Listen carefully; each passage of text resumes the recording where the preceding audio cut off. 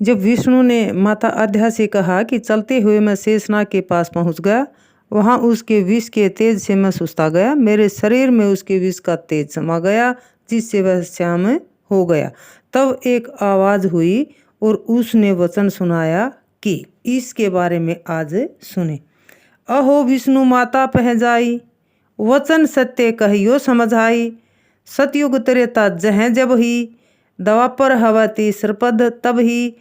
तब तुम होए कृष्ण अवतारा, ले हो सो कहो विचारा। अरे विष्णु, तुम अपनी माता के पास वापस लौट जाओ। तुम्हें यह सत्य वचन समझाकर कहा जाता है, जैसे ही सतयुग एवं त्रेता युग बीत जाएंगे तब ही तीसरा पद द्वापर युग होगा, तब तुम्हारा कृष्ण अवतार होगा। उस समय तुम शेषनाग से अपना बदला लोगे। यह मैंने विचार कर कहा है। यानी ये आकाशवाणी हुई। नाथ हो नाग कलिंदी जाई, अब तुम जाहो विलम न लाई। ऊंच होई के नीच सतावे, ताकर ओयल मोही सो पावे। तब तुम कृष्ण अवतार यमुना नदी पर जाकर उसमें रहने वाले शेषनाग को मथोगे। अब तुम जाओ, देर मत लगाओ। जो ऊंचा होकर अपने से नीच वाले को सताता है, उसका बदला वह मुझसे पाता है। जो जीव देई पीर पुनि का हूँ, अब पुनि ओयल दिखावता हूँ। पहुँचे हम तब ही तुम पासा, किन्ने हु सत्य वचन प्रकाशा। जो जीव जब दूसरों को दुख देता है, तब हम बदले में उसे दुख दिखाते हैं। हे माता, उस आवाज़ को सुनकर मैं तब ही तुम्हारे पास पहुंचा हूँ, और मैंने जो भी किया वह सच सच कह दिया है। भेंट हूँ ना ही मोही पद ताता, विष ज्वाला सामल भोगाता। व्याकुल भयो तबे फिर आयो, पितु पद दर्शन मैं नहीं पायो। मुझे पिता के श्री चरण भी नहीं मिले। शेषनाग की विष ज्वाला से मेरा रंग भी सांवला हो गया। जब मैंने पिता के श्री चरणों का दर्शन नहीं पाया, तब परेशान होकर एवं दुखी होकर फिर यहाँ पर मैं आया हूँ। आद्या का विष्णु को ज्योति का दर्शन कराना। इतना सुनी हर्षित भई माई, लिन है विष्णु कह गोद उठाई। पुनि अस कहेहु आदि भवानी, अब सुनहु पुत्र प्रिय मम बानी। विष्णु की इतनी सत्य बात सुनकर माता अद्या प्रसन्न हो गई और उसने प्यार से विष्णु को गोद में उठा लिया। फिर वह माता आदि भवानी ऐसा कहते हैं कि हे प्रिय, अब तुम मेरी बात ध्यान से सुनो। देख पुत्र तो ही पिता भिटाओ, तोरे मन कर धोख मिटाओ। प्रथम ही ज्ञान दृष्टि सो देखो, मोर वचन निज हृदय पर रेखो। हे पुत्र विष्णु, देख, मैं तुम्हें तुम्हारे पिता से मिलाती हूँ और तुम्हारे मन का भ्रम मिटाती हूँ। पहले तुम बाहर की स्थूल चरम दृष्टि को छोड़कर भीतर की ज्ञान दृष्टि से देखो और अपने हृदय में मेरे वचन को परखो और समझो। मन स्वरूप कर्ता कहु जानो, मन ते दूजा और न मानो। स्वर्ग पताल दौर मन केरा, मन अस्थिर मन अहो अनेरा। स्थूल देह के भीतर सूक्ष्म मन के स्वरूप को ही कर्ता समझो। मन से दूसरा और किसी को कर्ता न मानो। यह मन बहुत ही चंचल एवं गतिशील है। यह क्षण भर में स्वर्ग पाताल की दौड़ लगाता है। यह मन स्वच्छंद सब ओर विचरता है। क्षण में कला अनंत दिखावे, मन कह देख कोई नहीं पावे। निराकार मन ही को कहियो, मन की आशा दिवस निशि रहिए। मन क्षण भर में अनंत कला दिखाता है और इस मन को कोई नहीं देख पाता। मन को ही निराकार कहो। मन की आशा एवं सहारे पर दिन रात रहो। देख हूँ पलटी शून्य में है ज्योति, जहमा झिलमिल झालर होती। फेर हूँ सवास गगन कह ध्यायो, मार्ग आकाश ही ध्यान लगायो। जैसे माता कही समुझावा, तैसे विष्णु ध्यान मन लावा। माता आध्या ने कहा कि बाहरी दुनिया से ध्यान हटाकर अंतर्मुखी हो जाओ और अपनी सुरती एवं दृष्टि को पलटकर भरकुटी के मध्य यानी आज्ञा चक्र में या हृदय के शून्य में ज्योति को देखो, जहाँ झिलमिल ज्योति झिलमिलाती झालर सी प्रकाशित होती है। विष्णु ने अपने श्वास को फिराकर घुमाकर भीतर आकाश की ओर दौड़ाया और आकाश मार्ग में ध्यान लगाया। जैसे आध्या माता ने कहकर समझाया, वैसा ही विष्णु ने मन में ध्यान किया। बैठी गुफा ध्यान किन हो, श्वास संयम लाए के, पवन थूका दियो जबते, गगन गरज्यो आए के, बाजा सुनत तब मगन भा, पुनि किन है मन कस ख्याल हो, सुनने सवेत सब्ज लाल, दिखाए रंग जगाल हो। विष्णु ने हृदय गुफा में प्रवेश कर ध्यान लगाया।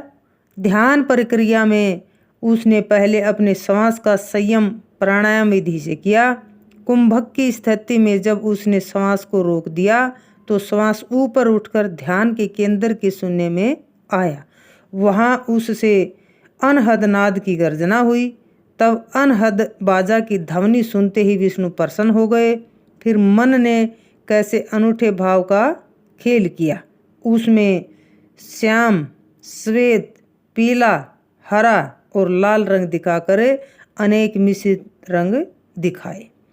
विशेष साहिब जी इसमें बताते हैं कि जिन 5 तत्वों के संयोग से इस शरीर का निर्माण हुआ है, उन्हीं 5 तत्वों के कर्म से पृथ्वी पीला, पानी श्वेत, अग्नि लाल, वायु हरा और आकाश श्याम, ये 5 रंग हैं जो ध्यान साधना करने पर दिखाई देते हैं। ते ही पीछे धर्मदास, मन मुनि आप दिखायहु, किन ज्योति प्रकाश, देखी विष्णु हर्षित भई। सतगुरु कबीर साहिब जी कहते हैं कि हे धर्मदास, उसके बाद फिर मन ने अपने आप को दिखाया, जो ज्योति प्रकाश किया उसे देखकर विष्णु प्रसन्न हो गए। माता ही नायो शीस, बहु अधीन पुनि विष्णु भा, मैं देखा जगदीश, हे जननी प्रसाद तव। विष्णु ने माता आध्या को शीश नवाया। फिर विष्णु माता आध्या के अधीन हो गया। विष्णु ने नम्रता पूर्वक कहा कि हे माता, तुम्हारी कृपा से मैंने जगदीश के ईश्वर को देखा।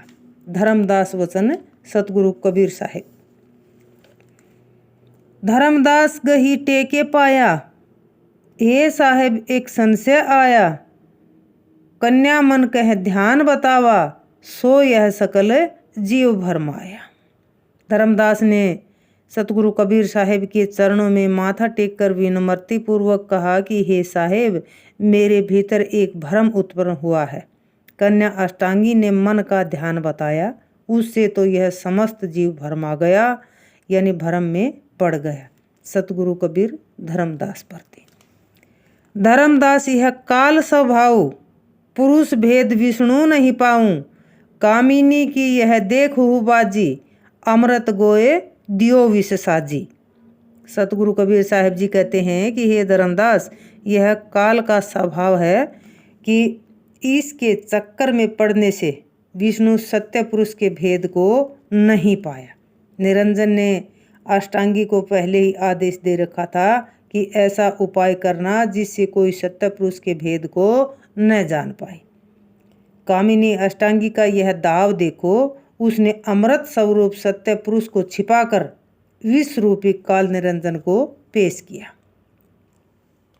ज्योति काल दूजा जनी जान हूँ, निर्खी धर्म सत्य ही उर आन हूँ, परकट सू तो ही कहो समुझाई, धर्मदास परख हूँ चितलाई। जिस ज्योति का ध्यान अष्टांगी माता ने बताया, उस ज्योति से काल निरंजन को दूसरा न समझो। हे धर्मदास, इसे सत्य मानकर अपने हृदय में धारण करो। मैं तुम्हें उसे प्रत्यक्ष रूप से समझाकर कहता हूँ, तुम अपना चित्त लगाकर समझो। जस प्रगट तस गुपूत सुभाऊ, जो रह ही सो बाहर आऊ, जब दीपक बारे नर लोई, देख हूँ ज्योति सुभाव बिलोई, देखत ज्योति पतंग हुलासा, परिति जाने आवह तिहि पासा। ज्योति का स्वरूप जैसा प्रकट में है वैसा ही गुप्त में भी है। जो हृदय के भीतर है वह बाहर भी देखने में आता है। जब कोई मनुष्य दीपक जलाता है तो उस ज्योति के भाव स्वभाव को देखो और निर्णय करो। उस ज्योति को देखकर पतंगा बहुत खुश होता है। वह प्रेमवश अपना भला जानकर उसके पास आता है। परसत हो बसम पतंगा, अन जाने जरी मर ही मतंगा। ज्योति स्वरूप काल अस आही, कठिन काल वह छोड़त नाही। ज्योति को स्पर्श करते ही पतंगा भस्म हो जाता है। इस प्रकार बिना जाने वह उसका मतवाला पतंगा उसमें जल मरता है। ज्योति स्वरूप काल निरंजन भी ऐसा ही करता है। जो उसके चक्कर में आ जाता है वह क्रूर काल उसे छोड़ता नहीं है। कोटि विष्णु अवतार ही खाया, ब्रह्मा रुद्र ही खाए नचाया। कौन विपत्ति जीवन की कहूँ, परखी वचन निज सहज ही रहूँ। लाख जित वह नित्य ही खाई, अस विकराल सो काल कसाई। इस काल ने करोड़ों विष्णु अवतारों को खाया और अनेक ब्रह्मा रुद्र को खाया तथा अपने इशारे पर नचाया। काल द्वारा दिया जाने वाला जीवों का कौन सा दुख कहूँ। मेरे शब्द वचन को समझकर अपने सरल स्वभाव में रहो। वह लाखों जीव नित्य ही खाता है। ऐसा भयंकर काल वह निर्दयी है। धर्मदास वचन सतगुरु कबीर साहिब प्रति। धर्मदास कह सुन हूँ गुसाई, मोरे चित संशय अस आई। अष्टांगी ही पुरुष उत्पानी, जिह विधि उपजी सो मैं जानी। धर्मदास सतगुरु कबीर साहिब जी कहते हैं कि हे स्वामी मेरी बात सुनो। मेरे मन में एक ऐसा संशय आया है कि अष्टांगी को सत्य पुरुष ने उत्पन्न किया और जिस प्रकार उत्पन्न किया वह भी मैंने जाना। पुनीत ही ग्रास लीन है धर्मराई, पुरुष प्रताप सु बाहर आई। सो अष्टांगी ही अस्थल किन्ह्या, गोयसी पुरुष प्रगट यम किन्ह्या। फिर उसे काल निरंजन ने ग्रास बना लिया और सत्य पुरुष के प्रताप से वह बाहर आई। उस अष्टांगी ने ऐसा धोखा क्यों किया कि सत्य पुरुष को गुप्त रखा और निरंजन को प्रकट किया। भेद पुरुष भेद नहीं सुतन बतावा, काल निरंजन ध्यान करावा। यह कस चरित किन्ह अष्टांगी, तजा पुरुष भई काल की संगी। उसने सत्य पुरुष का भेद अपने पुत्रों ब्रह्मा विष्णु एवं महेश को भी नहीं बताया। उसने काल निरंजन का ध्यान कराया।